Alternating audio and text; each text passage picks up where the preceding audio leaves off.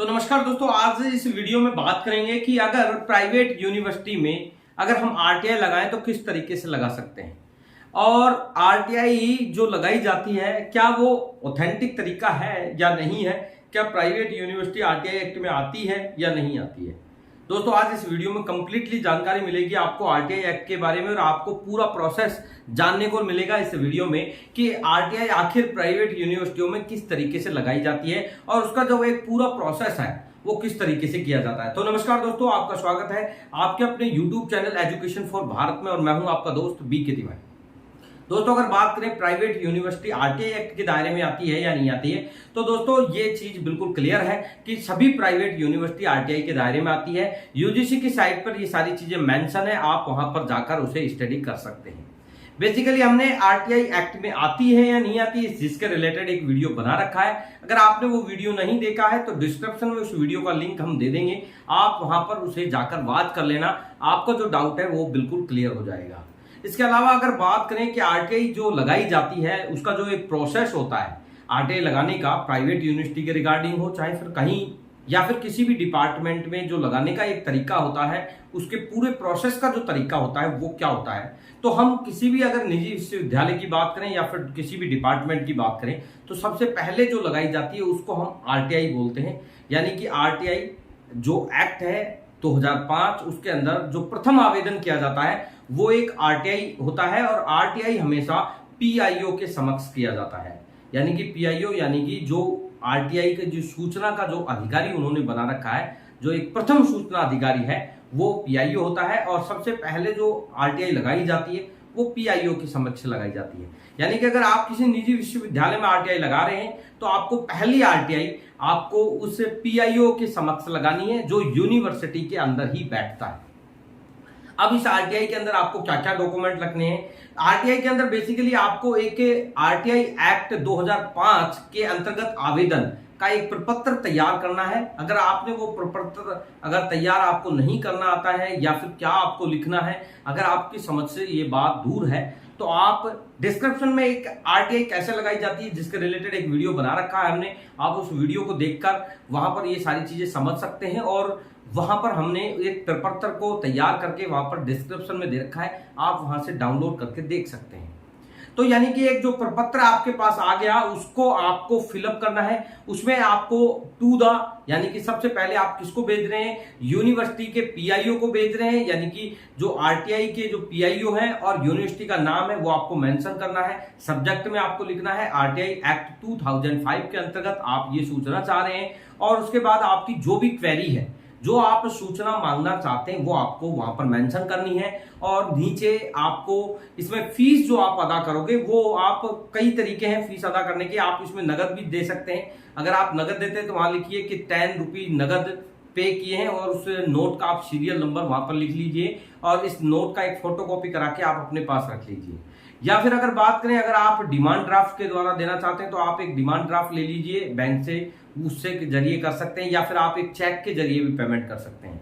इसके अलावा भी अगर आप पेमेंट करना चाहते हैं, सबसे अच्छा और सबसे एक सटीक जो तरीका है पोस्टल ऑर्डर, पोस्ट ऑफिस के अंदर पोस्टल ऑर्डर मिलता है, आप वहां से जाके 10, 20, 50 रुपए का जो भी पोस्टल ऑर्डर है वो आप वहां से परचेज कर सकते हैं, और उस पोस्टल ऑर्डर में यूनिवर्सिटी का नाम या फिर यूनिवर्सिटी का जो एड्रेस है वो फिलअप करके आप अपना नाम एड्रेस डालकर उसको उस प्रपत्र के साथ, यानी कि जो फॉर्मेट आप यूनिवर्सिटी में भेज रहे हैं उस फॉर्मेट के साथ आपको भेज सकते हैं। इसके साथ और क्या डॉक्यूमेंट की अगर बात करें तो आप जो आपकी मार्क कार्ड है या फिर जो मार्कशीट है आपके पास, फाइनल ईयर की मार्कशीट है, या फिर आप एक से लेके जो आपने कोर्स किया है यानी कि first year, second year, final year, तीनों की मार्कशीट आप लगा सकते हैं। लेकिन जहां तक है मैं आपको एक मार्कशीट की फोटोकॉपी लगाने के लिए आपको बोलूंगा कि आप फाइनल ईयर की मार्कशीट की एक फोटोकॉपी करा लें और वो उस प्रपत्र के साथ अटैच कर लें। यानी कि आपके पास 3 डॉक्यूमेंट्स हो गए, एक पोस्टल ऑर्डर हो गया, एक आरटीआई का जो फॉर्मेट है वो हो गया, और एक आपका मार्कशीट का फोटोकॉपी हो गया। तीनों को आपको एक लिफाफे में पैक करना है, और उस लिफाफे के ऊपर यूनिवर्सिटी का नाम लिखना है, और फॉर्म में आप अपना नाम लिख सकते हैं। आपको स्पीड पोस्ट करानी है या फिर आप रजिस्ट्री करानी है। शायद फर्स्ट जो आरटीआई कैसे लगाई जाती है आप बिल्कुल क्लियर हो चुके हैं, समझ चुके हैं। अब बात करते हैं कि फर्स्ट अपील कैसे लगाई जाती है। दोस्तों, फर्स्ट अपील जब लगाई जाती है जब आपको आरटीआई का जवाब नहीं मिला हो, आरटीआई है उसके 30 दिन तक आपको वेट करना होता है। 30 दिन तक अगर आपको कोई भी ऑथेंटिक जवाब नहीं मिलता है तो फिर आपको फर्स्ट अपील लगानी होती है, यानी कि 30 दिन के बाद। अब आपका 30 दिन गुजर चुका है, उस आरटीआई का कोई भी जवाब आपके पास नहीं आया, अब आपको फर्स्ट अपील दायर करनी है। फर्स्ट अपील का भी प्रपत्र अगर आपने नहीं देखा है, आपको उसकी जानकारी नहीं है, डिस्क्रिप्शन में फर्स्ट अपील के रिलेटेड भी हमने वीडियो बना रखा है, आप उसे देख सकते हैं। उसके डिस्क्रिप्शन में हमने एक प्रपत्र का तैयार करके उसका एक डिस्क्रिप्शन में लिंक दे रखा है और वहां से आप उसको डाउनलोड कर सकते हैं। अदरवाइज वो आपको कैसे तैयार करना है और वो जो आपकी जो फर्स्ट अपील है वो कहां भेजी जाएगी, सबसे बड़ा एक क्वेश्चन मार्क चिन्ह जो लगता है वो यही लगता है कि फर्स्ट अपील भेजें तो आखिर भेजे किसको। दोस्तों अगर बात करें फर्स्ट अपील है, अगर प्राइवेट यूनिवर्सिटी में जो आरटीआई लगा रहे हैं तो उसमें फर्स्ट अपील भी आपको यूनिवर्सिटी के अंदर ही भेजनी है। यूनिवर्सिटी के अंदर ही या फिर किसी भी डिपार्टमेंट में जब आप आरटीआई लगाते हैं तो वहां आरटीआई के पीआईओ और सीपीआईओ यानी कि आरटीआई के ऑफिसर और प्रथम अपीलीय ऑफिसर, ये दोनों उस डिपार्टमेंट के अंदर ही मौजूद रहते हैं। जब पीआईओ उसका जवाब नहीं देता है, जब फर्स्ट अपील दायर की जाती है तो वो पीआईओ को आदेशित करते हैं और उसका जवाब दिलाते हैं या वो खुद इस चीज का जवाब देते हैं। तो अगर आपको आरटीआई का जवाब नहीं मिल रहा है, किसी भी विश्वविद्यालय में आपने आरटीआई लगाई है, तो आप फर्स्ट अपील कीजिए। फर्स्ट अपील आपको ध्यान रखनी है कि प्रथम अपीलीय अफसर और उस यूनिवर्सिटी में ही की जाती है जहां पर पहले आपने आरटीआई लगाई है।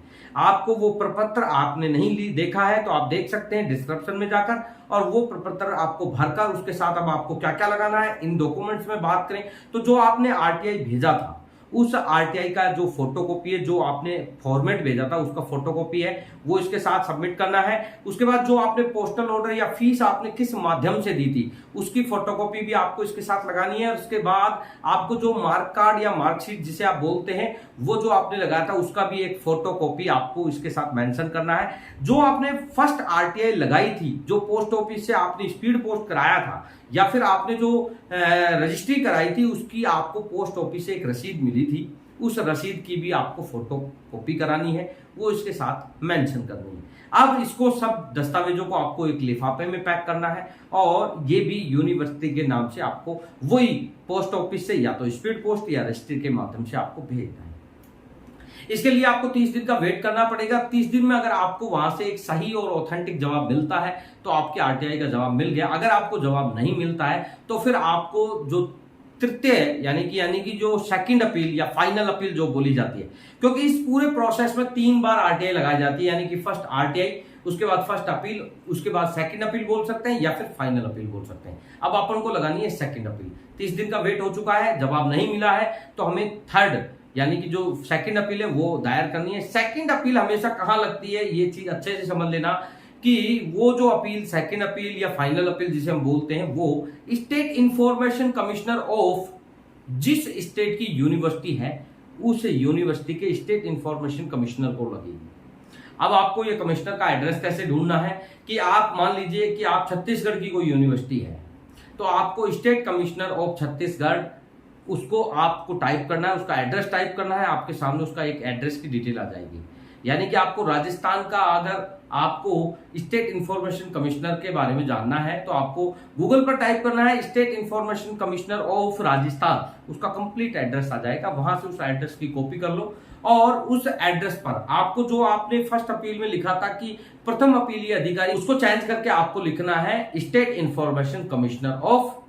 आप उस कमिश्नर का जो भी एड्रेस है जो आपने गूगल पर नोट किया वो पूरा मेंशन कर दो और उसमें आप जो आपने फर्स्ट आरटीआई लगाया था, फर्स्ट अपील लिखा था, उसको आप वहां पर मेंशन कर दो कि हमने आरटीआई लगाया था, फर्स्ट अपील लगाया था, उसका कोई भी रेस्पॉन्सिबल जवाब नहीं मिला या किसी भी तरीके का कोई जवाब नहीं मिला और ये अपील आपके समक्ष इसलिए की जा रही है। अब इसमें आपको क्या क्या डॉक्यूमेंट यूज करने हैं, यानी कि आपने जो फर्स्ट आरटीआई लगाया था उसका जो फॉर्मेट था वो, उसके बाद जो उसके साथ पोस्टल ऑर्डर आपने यूज किया था या फिर जो भी फीस के लिए जो डॉक्यूमेंट आपने यूज किया था, चेक हो चाहे डिमांड ड्राफ्ट हो, वो उसकी फोटोकॉपी, आपने जो मार्क कार्ड यूज किया था मार्कशीट उसकी फोटोकॉपी, आपने जो उस डाक को भेजा था वो पोस्ट ऑफिस से जो रसीद मिली थी उसकी फोटोकॉपी, इसके बाद आपने जो फर्स्ट अपील की थी उसके फॉर्मेट की कॉपी, उसके बाद उसको जो आपने डाक से भेजा था, जो आपको रसीद मिली थी डाक से भेजने की, यानी कि जो रजिस्ट्री या पोस्ट आपने स्पीड पोस्ट कराई थी उसकी रसीद, उसकी फोटोकॉपी, और ये जो डॉक्यूमेंट है इसके साथ जो आपने मार्क कार्ड या मार्कशीट लगा रखी उसकी फाइनल की जो फोटोकॉपी आप जो लगातार लगाते हुए आ रहे हो, इन सभी को फिर एक लिफाफे में पैक करना है और वहां पर जो एड्रेस रहेगा आपकी बात जो स्टेट इंफॉर्मेशन कमिश्नर ऑफ जिस स्टेट की यूनिवर्सिटी है उस स्टेट का नाम, यानी कि उसको भेजनी है। उसके पास ही आप फॉर्म में आप अपना एड्रेस डाल दीजिए और ये आप फिर रजिस्ट्री या फिर आपको स्पीड पोस्ट से ये यहाँ पर सेंड करनी है। दोस्तों ये पूरा प्रोसेस होता है तीनों आरटीआई लगाने का। तो शायद आज इस वीडियो से आपका जो एक माइंड में एक जो विचार था कि सर आरटीआई कैसे लगाई जाती है, आरटीआई कहाँ कहाँ लगाई जाती है, इसमें क्या क्या डॉक्यूमेंट यूज होते हैं, तो मेरे हिसाब से आपका जो क्वेश्चन या फिर आपकी जो भी आपकी क्वेरी थी आरटीआई को लेकर क्लियर हो गई है। आप समझ चुके हैं कि अब इसमें क्या करना होता है। आरटीआई लगाना बहुत ही इजी काम है, कोई भी बड़ी परेशानी नहीं आती है। सिर्फ आपको एक माइंड सेट करने की जरूरत है कि मुझे आरटीआई लगानी है। दोस्तों अगर आप निजी विश्वविद्यालय में आरटीआई लगाना चाह रहे हैं या फिर आप आरटीआई लगा रहे हैं, अगर आपको कोई भी समस्या आ रही है कमेंट सेक्शन में कमेंट कीजिए, आपकी पूर्ण रूप से मदद होगी। दोस्तों अगर आज की जानकारी आपको पसंद आई है तो वीडियो को लाइक शेयर जरूर करना। दोस्तों अगर चैनल को आपने अभी तक सब्सक्राइब नहीं किया है तो चैनल को सब्सक्राइब जरूर कर लें, क्योंकि हम ऐसी ही जानकारी आप लोगों के लिए लाते रहते हैं, आप लोगों को अवेयर करते हैं। धन्यवाद दोस्तों, मिलते हैं नेक्स्ट वीडियो में। जय हिंद, जय भारत।